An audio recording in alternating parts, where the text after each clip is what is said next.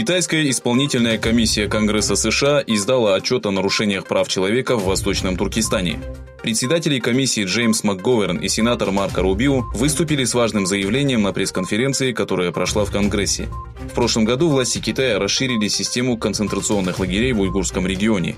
Несмотря на то, что фактическое количество задержанных не разглашается, эксперты считают, что в настоящее время миллионы уйгуров, казахов, киргизов, дунган и других мусульман подвергаются массовым арестам и трудовой эксплуатации. Уйгуры, проживающие в США, посетили Конгресс. Многие из них держали фотографии своих родственников, находящихся в лагерях перевоспитания.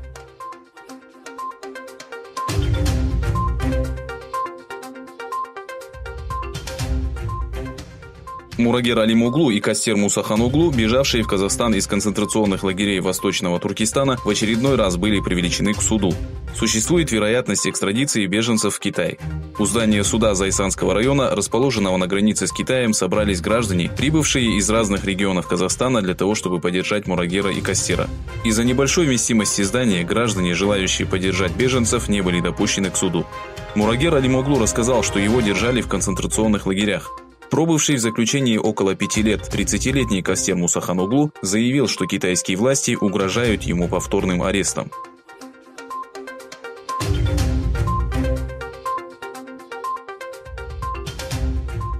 Министерство образования Китая сообщило о введении запрета на иностранные учебники в начальных и средних школах страны. В заявлении министерства указывается, что наряду с запретом иностранных учебников и материалов, содержащих некорректную информацию о политическом и идеологическом курсе страны, будет проводиться работа по внедрению идей социализма во все учебные материалы. Директива властей гласит, что все учебные материалы начальных и средних школ должны представлять интересы китайцев и коммунистической партии.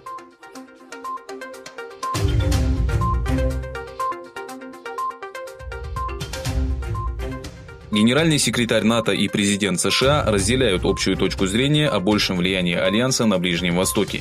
Дональд Трамп сообщил, что во время телефонного разговора с Йенсом Столтенбергом был рассмотрен вопрос влияния Альянса на Ближнем Востоке.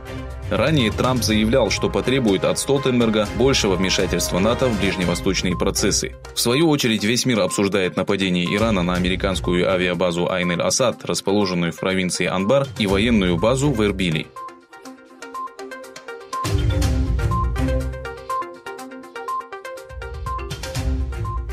Во вторник Китай запустил спутник, который достигнет участка, расположенного в 36 тысячах километрах от орбиты Земли.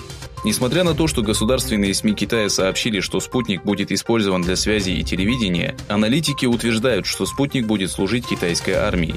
Спутник был запущен из космодрома Шичан, расположенного в юго-западной провинции Сычуань.